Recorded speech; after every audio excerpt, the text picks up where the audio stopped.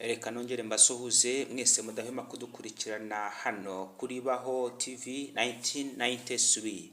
Umwaka urashize abantu hirya no hino ku isi bizihiza umwaka mushya, abenshi baserebura uko umwaka urangiye. Nubwo hari benshi na benshi hirya no hino barangije umwaka nabi, ariko nabo ntibyabujije kwishimana n'inshuti zabo.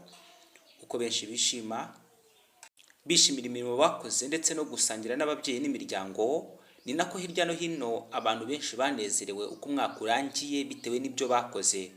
Barushye bakora, babyutse bakora cyane, uko bakoze ibyo byinshi batakaje, bicaye basubiza amaso inyuma bareba uko umwaka urangiye, bafata umwanzuro wo gufata umunsi mukuru, bicarana n'inshuti zabo barasangira.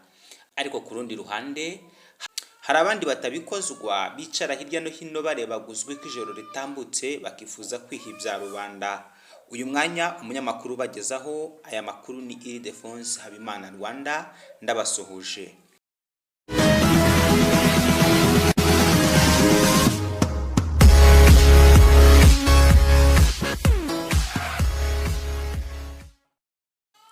Nijoro ryo kuri wa kane ahitwa Rwemasha, akagari k'Akazaza, umudugudu ni Rukiri, aho kunda kwitwa nka Kwepa Kinonko, hagaragaye abagabo babiri bibye ihene bazinize, dore ko ari wo mwuga wabo. Abo bagabo uko bigaragara akenshi ngo baje nijoro, bamaje kugera nijoro bari bararebye neza aho ayo matungo ari. Bigeze nijoro binjira muri urwo rugo bwihishwa, bafata ihene baraniga. Mu kujya guhisha basubiye bagiye gufata iya kabiri, baba baguye gitumo. Uko byatangajwe, ariko ngo abo bagabo birukanse barabasiga, bituma mu gitondo cya kare hakorwa iperereza hirya no hino mu midugudu mu duce tugize muri uyu mujyi bakunda kwita Kwepa. Ni umujyi umenyerewe cyane w'ubucuruzi, ariko uyu mugabo umwe witwa Kanuma n'undi witwa Mugiraneza, dore ko ari abagabo batuye muri Katari, akunda kwitwa muri Katari. Abangaba bafatanywe ihene bayishe neza bayinize, dore ko amakuru akimara kumenyekana kabajura bibye nijoro bakaza kwiruka ariko nibafatwe.